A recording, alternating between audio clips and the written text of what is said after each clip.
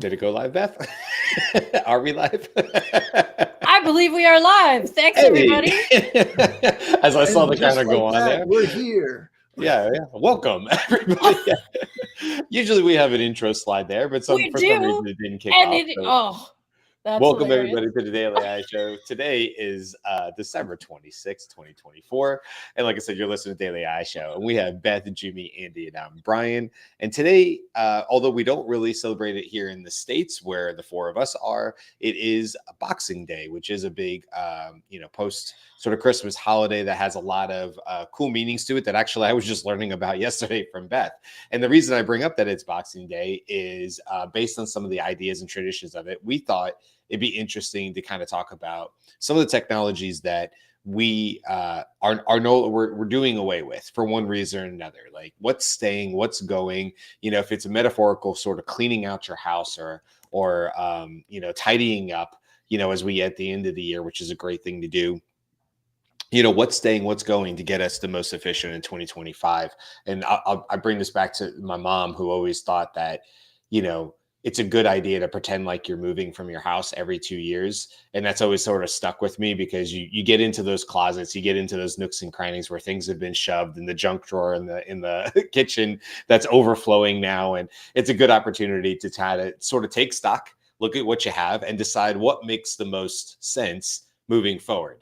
And so whether that's part of Boxing Day, that's sort of where my head is today as we get past the holiday yesterday and sort of really setting our eyes here on New Year's and 2025. So with that, I'd love to kick it off to anybody that, and welcome to everybody in the chat. I see people already in the chat as well.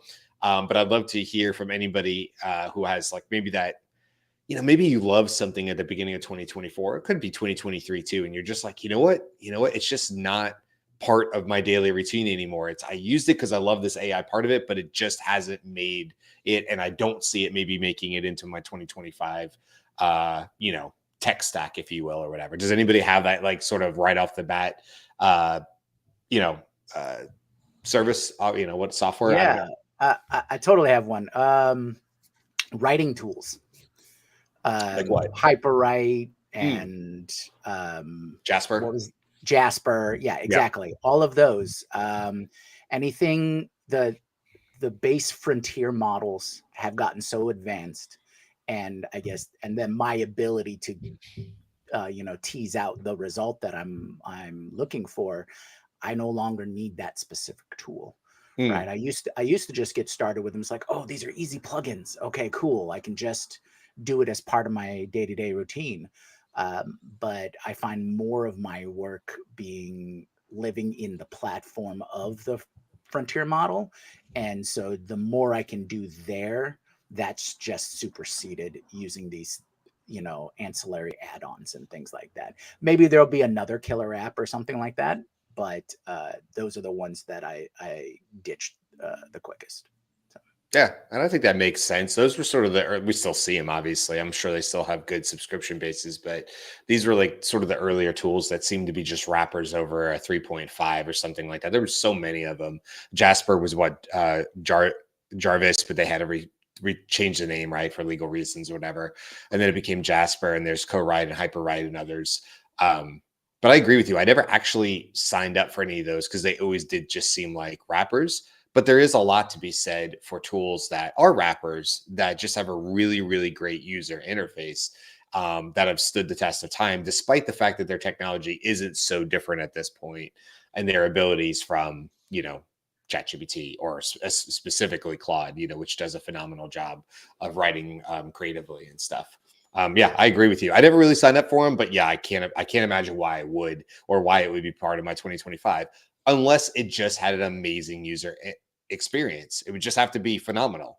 And then that might drag me back, even if it wasn't technically better than the base model that it's probably built off of, I don't know. Maybe it's got a mixture of experts. You were just talking about that, Beth, in Slack. We're talking about a new show with that. So maybe it does a mixture of experts or does something super cool by mixing and matching some of the models. Possibly. I'm not saying it's a no, but anyway, you're about to say something, Beth. I also don't use the writing tools anymore, but Jasper is the reason that I knew ChatGPT came out, because Oh, I was looking for a tool that was going to be less expensive than yeah. Jasper, because Jasper was a lot and still kind of hard to use. So I was literally looking for, like, are there any other AI tools that would help you write? This is insane. And Mm. so when ChatGPT came out, I like all the feeds that were saying, is this the Jasper killer? I was like, please, that's an awesome way to do it. Well, that begs the question: what was Jasper built off of prior to that? Just like 3.0 or something, or Maybe, I don't know. huh? That's I don't interesting. I would have thought they were in reverse order. That's funny that they're. I didn't know that. I would have assumed Jasper came after know. the deluge of late 2022. No, there were a couple. Jasper wasn't even the most expensive, I think. There was one that was even more than that I was like, yeah, no, this isn't going to work for me. But the other thing about those is that ChatGPT, even at 3.5 or whatever it was when it first came out, was so much better at the conversational kind of writing. What I really wanted from a tool was, I'm going to write it the way that I think it, and then Mm. I want you to make it something that I can send to a business as like a cover letter, or as like, I'd love to do this volunteer for you, or that sort of thing. Yeah, it was so much better at that, being able to, like, Jasper was a little bit more like, we have a brand, we have like a certain writing style and all of that, and so it can write in that, but it wasn't my use case. Mm.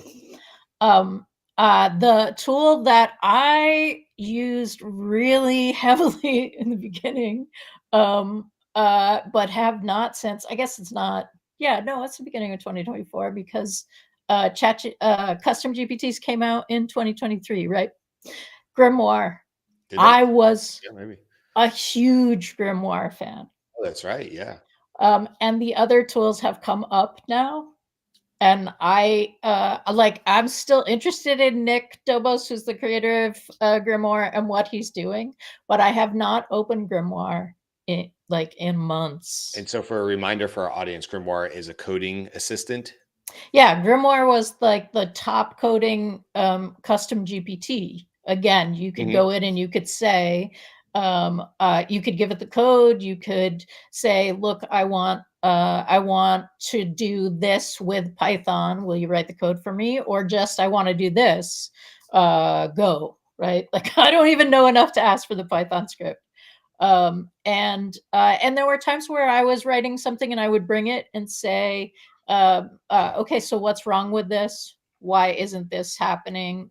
The other thing that Grimoire was really good at is standing up a site. It would, on Netlify or Netlify, you could ask it to do something and then it would like actually port it over to that. And now, I mean, Replit, right? All of those like coding assistants now that will stand up the site for you, are just like, they've surpassed that for me. Yeah, and I mean, Jeff just said in the comments, GitHub Copilot for him. He switched over to Cursor, and obviously Right. Andy has had quite a bit of experience with some of the Replit, Cursor, Bolt.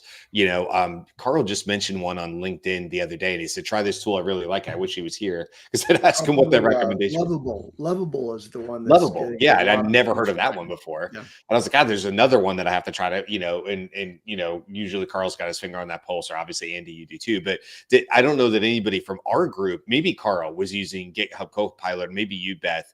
That's an interesting comment from Jeff, because I think what I wasn't even thinking was GitHub Copilot. I was thinking of Google's what's it called, Beth? The AI studio where it has that, where you can run the code. Colab. Yeah, Google Colab Notebook. And Yeah. so I'm curious, like, Beth, for you now, because I mean, obviously your level of coding, if you will, is higher than mine. I know that, but like, do you still feel like, you know what, I can poke around, I can do this, I can work with a Python script or something like that? I feel like your level of understanding of Python is definitely higher than mine. So now, if you're not using Grimoire, like, what are you using? Because that was a free resource. And obviously, Replic's not, Cursor's not, they may be a little bit more advanced than what you currently need. So what is your go-to now? All right, so this is one of those points where I feel like we should upload a little audio thing so that we can like go perplexity, yay, right? Because that is actually what I do. The fireworks. No, for real, you use Perplexity for your coding help? For real, when I need to get something started, I use Perplexity because I can point Perplexity at the docs website. Right. I can go to the specific website that gives the snippet of code that then I can say, I want to do this, but I want to do it for this file, or I want it to look at spelling.txt, which I'm going to upload to the Colab notebook, those sorts of things. But the Colab system also includes Gemini in it. So sometimes when there's something wrong, Colab will now say, give you the error and then say, would you like to investigate this with Gemini? My suspicion is that in using Perplexity, you have Perplexity set to use Claude 3.5 Sonnet. Sonnet, yes. Because that's one of the very best coding LLMs. Okay. And so Perplexity in combination are set to use Claude 3.5 Sonnet is a really good coding assistant. Right. I will say that the individual coding assistants that are specialized are better than Perplexity and 3.5, but I am a good enough, I'm a fan of good enough. Yeah. Like, if I want to publish this or like use it as a demo, I will go the extra steps, but it can be messy if it's just a gap, like a gap closer for me. Yeah. No, that makes sense. Well, speaking of coding, I don't know, Andy, was that going to be on your list of any tools? Because obviously you've been, head down hard at work on some stuff we're building out for the Daily AI show, or Daily AI, strategies, sort of our LLC side of things. And there's just some really cool projects there. We don't necessarily have to get into that, but like, obviously, you have put your fingers on quite a bit of different types of coding help. Are there any like tools that you're like, yeah, no, I don't see myself going back to that now that I have this, that's just not in your tech stack anymore? Yeah, I had in the process of working on the application that I have been working on for a very long time, but making some progress and running into roadblocks and so on, I've jumped from one of the coding platforms to another to try it out and see if it would get past the obstacles in the I guess too complex application that I'm trying to build with these coding assistants. And one of the things that I shifted to from Replit, where I started, was to bolt.new. And so, maintaining two different approaches, they use, you can direct them to use different and specific coding languages. But, it turned out that I have these two branches. I have the Replit one that's working now in React, and I have the Bolt one that's using something else. And I've actually abandoned Bolt, although I continue to pay for that subscription. But that's one of the things that I'll probably discard soon, because Replit has a very, very good reputation, and it's got really good, financial backing, including, I think, Google is one of the investors in Replit. So I'm going to kind of commit to using Replit on an ongoing basis, and I'm generally satisfied with it. But though as I've told you guys, I'm currently blocked by a failure of that system to be able to roll back to a prior position where there were working functions that got broken in a subsequent effort. So anyway, I'll get past those obstacles. But yeah, that's it. But I wanted to take a tangent here and say, I'm confused about the whole concept of Boxing Day, and I think that there's a connection to what we're talking about now, which is in effect discarding no longer terribly useful or abandoned things that we ought to repurpose or give away, and that isn't really what the spirit of Boxing Day is in the British Empire. Right. I probably messed it up. I'm going off of Beth. So yeah, go ahead and correct me. So, yeah, I don't celebrate it. So please, I'm sure there's people that are like, Brian, you messed that up. No, with a twist, we can make it work this way, but it requires that we take the things that we no longer find useful and be able to give them to someone else. right? Because the foundation of Boxing Day was from the British gentry, like think Downton Abbey, like the wealthy, gentry would have all their servants working on Christmas Day for their own celebration, but they would give the 26th off to the servants, and they would gift them a box of provisions from the leftovers of the Christmas Day celebrations that they could then take to their homes and eat and have the day off. That's what Boxing Day was. And now it's gotten twisted and turned, we're like somehow connected to the British Empire historically. And in the United States, we've made it into something that I don't recognize anymore. I always thought it was like a Black Friday, like kind of like if you went to other countries that celebrate more of a Boxing Day. I always thought it was more akin to the U.S. version of a Black Friday, which doesn't kind of exist either anymore. It has that now. It has that connotation here because there are special deals that are available on the 26th. And I always thought, before studying it through Perplexity, fireworks. Perplexity literally in 2.5 seconds comes back with the entire foundational history of Boxing Day and all that stuff. So that's great. But I'm not going to give that up. I'm not giving up my Perplexity. But I always thought it was just getting rid of the boxes that you got on Christmas Day, to recycling or whatever. I love that we have 4 Americans here, and we're like, listen, like we're missing our Canadian, we're missing our Australian, who probably could bring in some more insights here.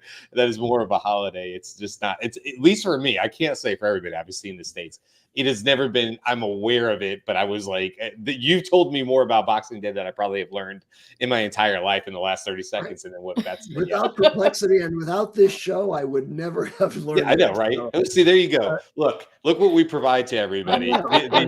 Yet again, another service to every loyal listener. Don't worry, we will help you understand Perplexity. We'll help you understand Boxing Day. And also, I agree. I do have some things that I would love to be able to give away, which could be very useful to other people, but which are not useful to me. And that is going all the way back to 2023.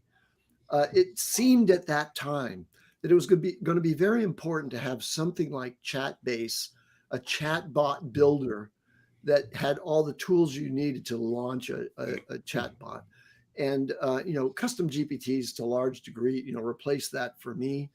I bought a lifetime subscription to Retune, and Retune is such a thing.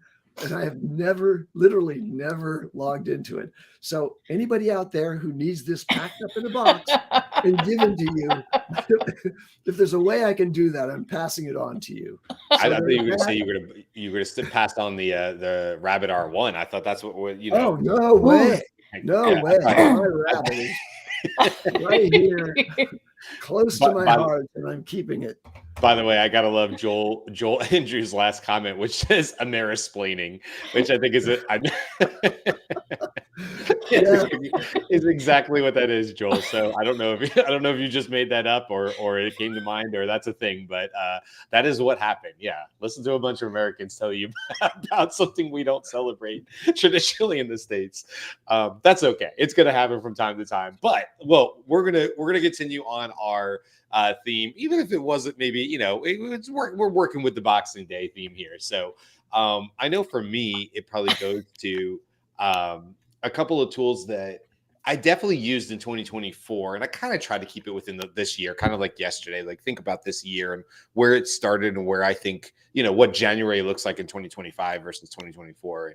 And for me, I've had probably the most variance, the most change in image creation tools. I mean, I feel like I have now put my fingers on, and I probably haven't. I feel like 75% of them, I probably in all actuality touched 15% or less of the tools. But for a long time, I would use things like Leonardo. I have nothing bad to say about Leonardo. In fact, they're doing some really, really cool recent things with Leonardo.ai. But would I pay for it right now like I used to in the past? No. Midjourney. I have paid for Midjourney subscriptions in the past. And look, we can't really argue with the quality of what we get out of Midjourney images. But have I logged in, or do I see myself logging in Midjourney? Now, anything could change, because again, any one of these could come out with an amazing tool and I will be right back in the mix. You know, I've always say I have no allegiances. And I think in AI, you kind of right now, you shouldn't.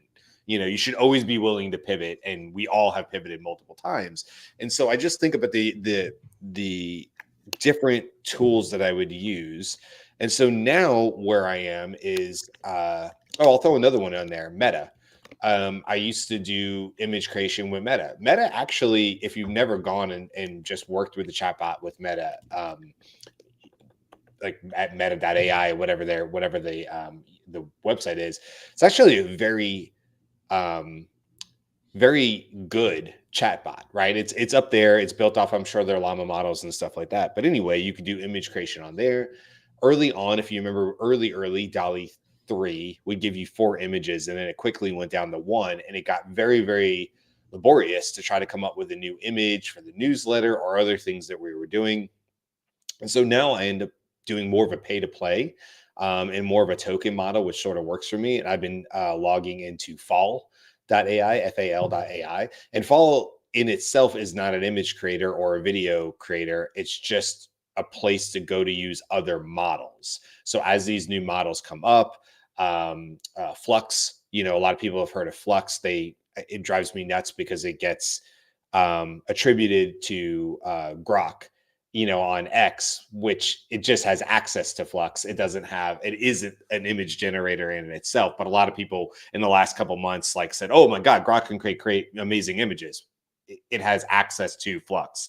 So regardless, that tends to be where I go. Flux is actually the model. Flux One Pro Ultra, I think it is the actual model that I use through Fall to create images, and I have a lot of success there. But it's an interesting area that I think is, no pun intended, in flux all the time with image creation, which is that I do seem to move around a lot, and I just haven't found that just slam dunk solution that gives me enough flexibility in what I'm asking for, gives me enough generations that I have something to look at that I can kind of build off of, that I can make edits to, that I can scrub over. And so I'm that's just sort of where I am. But like 2024 has been a very weird year for image creation. And I honestly am looking for that to slow down a bit and stabilize in 2025. Because I do kind of feel like I've been all over the place, but that's out of necessity. That's because I feel like for what I need to generate for work, through Scaled, for the Daily AI Show, definitely for the newsletter, because I'm always putting out like sort of a comic, and sometimes we add other images to the newsletter. Like it's something I need on a week-to-week basis, and it just, yeah. So I don't know. There's a few there that I don't see myself going back to, but then again, Leonardo just came out with some really cool stuff, and so who knows? I may be right back in 2025, and I don't see it right now. So some people were about to say some stuff there, and I don't want to cut you off. So I'll jump in about image generation. One, Midjourney did just come out with an amazing tool, so look for that on a show in the future. It's their mood board, but in tools that I don't use anymore, and I'm looking at the little thing in my toolbar, my plugins, which I need to get rid of. Glyph was like a really important tool. That's right. I use that one too. For a very small amount of time for me, and then sort of moved away. I loved how personalized it could get, and that you could just be searching, and the plugin let you click on an image wherever you were and say glyph this, and it would create a prompt based on that image. And so it was a great thing to be able to like try to experiment with styles if you didn't know the art words that would be used to describe that style. Mm-hmm. Yeah, that's a good one. Two that are in the chat are Pi and Poe. Anybody want to talk about either of those? Because I can tell you, I can't say that I used Pi a lot in 2024. That would be more of a 2023. I have a sort of I'm sorry, Poe. I'm saying them backwards. I apologize. Poe, Poe. I I do have sort of a sentimental spot in my heart because Poe was how I got the very first access to Claude. If you remember, you couldn't get access to Claude anywhere else. And Rachel Woods from the AI Exchange was the one that said, use this app called Poe and you will be able to do it. And then I think, Andy, you probably initially told me about Pi, and that was very cool. Then they got sort of bought out. What was it? Anthropic bought them? Who bought them? And we thought, oh, maybe that's the end of them. And I haven't gone back to them, but I always thought they were one of the coolest, earliest advanced voice modes out there. I thought they were doing it better than anybody. But I don't know where their future is going forward. Microsoft acqui-hired basically that's what it was. Almost the entire Pi staff. Yeah, that's right. That's right. So what are they going to do with that? Is Microsoft going to come out with, are they using it part of their Bing chat? Are they going to have a more advanced voice mode? That's not really what ChatGPT is doing. We know there's they both work together as partners, but they're also competitors in a lot of ways. And so I can't imagine that acqui-hired with no intent to do something with it. Clearly they thought they had, that team was good enough to help Microsoft move in a certain area. I mean, obviously. So yeah, but both Pi and Poe. I don't know if anybody, Andy, Jyunmi, have you guys logged into either of those apps in the last 6 months? No, I think Pi kind of, fell by the wayside when Microsoft acquired Inflection, the company that built Pi. Inflection. But it was the first sort of empathic AI. It was trained to be really considerate of human emotions and sensitive to them in the context of text and converted to voice as well. So it was really quite different from most of the other frontier models. But now the founder, whose name I don't have at the tip of my tongue, is the head of all AI efforts at Microsoft. And that's the main thing that happened over there. And I think he has a partner. There's a pair of them, right? I think it may in fact be relationship partners, if I'm remembering correctly. Maybe somebody in the chat will know, or somebody here knows. I wanted to make a correction quickly. I thought that Google might be one of the many investors behind Replit. It is not. It's Andreessen Horowitz is one of the leads in the Series B. Khosla Ventures, Kathy Wood's ARC Ventures is also behind Replit. Bloomberg is behind it, and it's originally from Y Combinator. And Paul Graham, the founder of Y Combinator, and by the way, Sam Altman, who was the CEO of Y Combinator for a long time before becoming the maven of AI, he's not a part of the investment in Replit, but Paul Graham was a seed investor in Replit. So really big players behind Replit specifically. So I'll throw this in really quick. Thank you, Perplexity, for this one. In March 2024, Microsoft executed a significant acqui-hire deal to Inflection AI, hiring co-founders Mustafa Suleiman and Karen Simonian, along with approximately 70 employees to lead Microsoft's new AI division. The deal included $650 million licensing fee for Inflection's foundation models and technology. The transaction involved hiring almost all of Inflection's team, including the two co-founders, leaving only 12 employees at Inflection. So that's just to clear that up, because I know we're talking about it and bringing up old stuff, but I'm glad you did that, because the name Mustafa Suleiman didn't come to me. Yeah. But he wrote a book that was very influential in my understanding of AI and the history of it. So if our listeners should, if you have the time, listen to the audiobook. It'll only take you an hour and a half or so, from Mustafa Suleiman. And while it's now dated by a year or so, it's still really good foundation information about the development of AI. Yeah. Jyunmi, I don't know. Do you have, I know you started us off there talking about like your Jaspers and stuff, but what else do you not see at this point? Again, anything could change, but at this point, what else do you see not really making it into your 2025 repertoire? Joel mentioned one, Grammarly, but I think that's connected to all of the other writing tools and things like that. I'm hoping things like non-AI tools that I use with AI will go the wayside, like Zapier. I don't ever want to use Zapier again. I prefer make and respell. I'd love respell to become make, or make to become respell, and make is further along that route.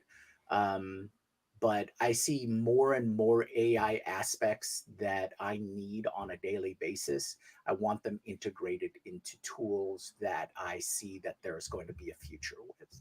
Right. Yeah. So whether that be the larger platforms integrating more and more so that I never have to leave the platform, or these fairly incumbent type of platforms that still provide great value in a great AI aspect, so that it's still competitive and I don't have to find a replacement for them, that kind of thing. Yeah. Yeah, I think that's a good call out that we have some of your larger players that are integrating more and more of the AI. I can tell you something. It's not that I wouldn't be using it. I'm just waiting for it to all kind of come together. Is like Google Workspace.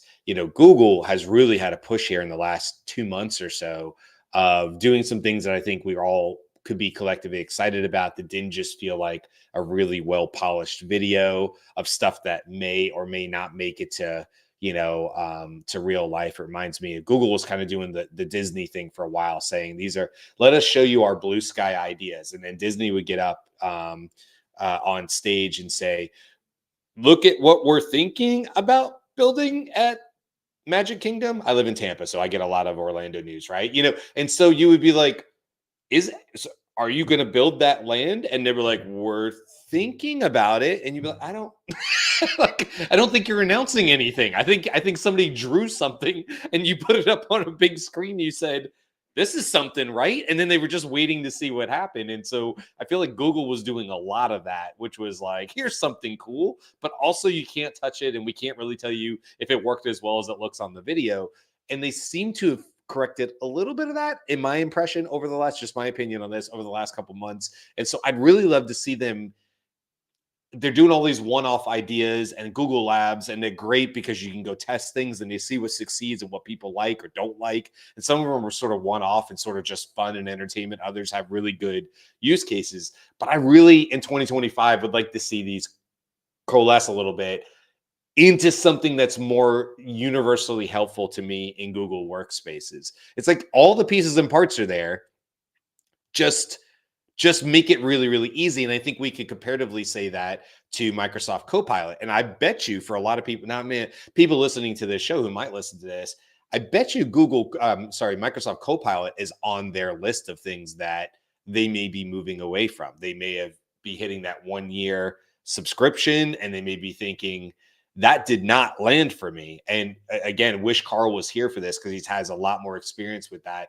But that is something we've definitely, I have definitely heard over and over again, is that Microsoft Copilot so far has been a huge miss for people. And it's been it's been a very expensive miss. Because it's, hundreds of dollars per seat. We dabbled a little bit because of some other things we were doing through consulting with Daily AI Show. So we saw a little bit of this early in 2024. But while it's not on my list, because I never really dug into it, I wouldn't be surprised for people to say, hey, we're not continuing with Microsoft Copilot. It absolutely did not do what we were promised, or what we thought we were going to get out of this AI solution. Yeah, because you had to buy for the full year. Mm-hmm. I still technically have access to Microsoft Copilot, but no 365 to attach it to, right? Exactly. That's what boggled my mind, was, it wasn't an add-on to whatever other service you had. It was its own thing that you bought. And yes, if you didn't buy Office as well, then you couldn't use it anyway. So yeah. A lot of Microsoft was way too many add-ons to add-ons to add-ons. Like, you had to go 3 levels deep to figure out whether you were going to have, and then there was Copilot Studio, if I remember, and like that was additional add-on. So by the time you got to a point where you said, do I have the internal resources to build something meaningful for my team, then to pay for the licenses for my team to access it per person annually. So you're buying in for 12 months. And what do we say all the time? Careful with AI right now. We've been saying this for over a year now. don't really lock yourself into a year because things change. I mean, yes, Midjourney might come out with a 1-year annual plan. You may save 2 months off that. You go, yeah, it's Midjourney. It's a hedged bet, right? I mean, I'd probably be okay. Those are some, established brands out there. But for a lot of times we're like careful with the 1-year plans because, well, it might be a Jasper. It might be something that you just don't see value in and you've spent all this money on it. So anyway, I see it in the comments that people are like, yeah, Joel has Copilot with a nausea face, a nausea emoji, a green nausea emoji on there. Matichek says, yes, Copilot, they targeted business use, but missed. Yep. Jude says, has anyone else not paid a penny for AI yet? That's a show. Like, can we figure out what we're doing? Anybody just used everything that's available for free? God knows there's a lot of it out there, and you certainly could. I like this idea because that's my go-to. I think I finally realized that I'm cheap, and so I complain all the time that it's like, oh, why aren't you giving this on the free version? The free, let me try it out. I need to try everything. Why can't I try everything on the free version? Then I never want to buy and look, it, right? and some have changed, right? Like Claude's free version used to be a little bit more open. Like you used to be able to get a little bit more. And I think as Claude and Anthropic have become more popular, more of I won't say household name, but certainly Perplexity, right? They've had good 2024s, I would say. I mean, OpenAI, I think everybody was already aware of them, but Claude, Anthropic, Perplexity, these have been movers in the last 12 months. Not that Claude wasn't there beforehand, but yeah, same thing like with Claude. Like I'm not going to pay for it unless when I'm teaching classes, because I teach classes on this, and then I am. But typically that's a business expense. And I used to be able to use their free side a little bit more, and it's locked down a little bit more on that, Jyunmi. So it's sort of pushed me out. But yeah, I don't know. That's a good question. I would imagine there's lots of people who use AI only in the free ways. I mean, just Bing Chat, the free side of ChatGPT, Meta, right off the bat, Claude does still have free versions of it. Perplexity, you can use it absolutely for free. And Perplexity's, I would say, free side is actually very good. Those are just 5 I can think of off the top of my head that would give you image generation. Would any of those give you video generation? I don't think so. No, because Sora is part of the Pro. To a certain extent, if you want the free tools, like throw a quarter at a billionaire, right? Because Grok is free, as is Meta AI. Because both of those companies don't need revenue from AI to support those companies. I mean, Elon doesn't need revenue from AI to whatever.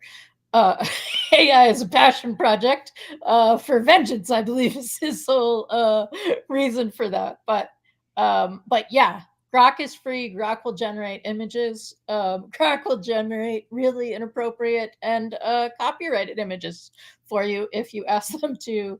And Meta will also generate AI images, but I think they do generate video. Meta isn't. I don't think so. I may be wrong because I haven't logged in a bit, but I don't think so. I think they just it has the came out. I don't know if it's for free though. That's a good point. Are there any video generators for free? Any? Does Runway have technically yes. You can get a set amount of credits from Runway and generate on Runway.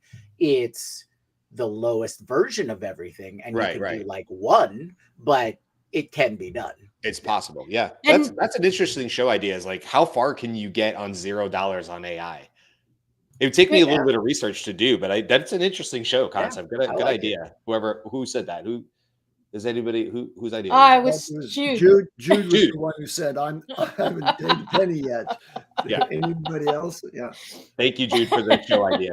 We will get back to that in probably early 2025, I would imagine. Who has Dreamlabs? Because that also has a free level. No? Dreamlabs. Remind me, Dreamlabs. Sorry, there's so many with labs in the name and stuff like that. Dreamlabs. All right. No. Yeah. It's a video generator. Okay. we were talking just momentarily about Claude, and Claude, for various reasons, hasn't really reached the level of awareness and utilization that it deserves. Like Anthropic is way out there in performance and capability. And I've always been a fan, but I'm not yet paying for it. Why? I don't know. But I think partly because, I've got this switching cost from, focusing on OpenAI's tool set and moving over to Claude, even though I kind of know in my heart that Claude's probably better and deserves my money more in some ways. But I just recently saw some investment by Anthropic in advancing awareness and inviting the general consumer public to use it. I saw advertisement for Claude that was really well polished and introductory to the capabilities of Claude 3.5 Sonnet and so on, targeted at consumers. And I think I can't really place it, but I think I also saw something that was a video ad in social media for Claude, which was interesting. So they're experimenting with this and trying to expand the awareness. I think they have merit in their product that's sufficient to justify a substantial investment in trying to make their numbers of daily users go up. It just approximate a fraction of what OpenAI is achieving today, as we saw in some of the graphs that we shared about a month ago or so. Claude is still significantly better, I think. Matachek is saying coders will use Claude much more than ChatGPT. I think that's true, but Claude is also a better writer for what I want it to do. Hands down. Hands down, you will get better writing out of Claude, creative writing, I would say specifically. But if you, given the choice between ChatGPT 4.0 and Claude, I will just say 3.5 Sonnet to write a blog, Claude. Like you're going to do less edits, in my opinion, off the cuff than you are in 4.0. Now you can go into like, oh, what if I fine tuned it to my voice and voice paragraphs and things like that. But I agree with that. I still think Claude is just phenomenal in that way, that it's a level of writing and stuff. All right. So we've had a few others in the comments here. Joel saying Notebook LM. I wonder if Joel, I'm not sure if you're saying I am using that more. I don't think I'll be using that more. That's an interesting one. I definitely see myself using Notebook LM. However, 11 Labs has come out with a competitor to that. As has Play. Cool. What's that? Sorry, as has Play. We did a show on it. Right. That's right. Yeah. And Matt Wolf just did a thing. He has his side Next Wave. He has that side show, and they just talked and sort of giggled through. That's the right word for it. Their interview with one of the guys over at 11 Labs, but it was interesting to kind of see what they did in there, or whatever. So that's going to be sort of a competitor to Notebook LM. It's interesting if Notebook LM is just one of those Google tools that it's like, let's show you what we can do, but other people will kind of run with it and make it into more of a billable model or something that we'll all know and love in 2025. Or maybe Google, I don't know, maybe Google will continue to build on it. It is free, so it falls into that, free AI tool use, which is really, really cool. Okay, I don't want to go too long with today, but you got another one?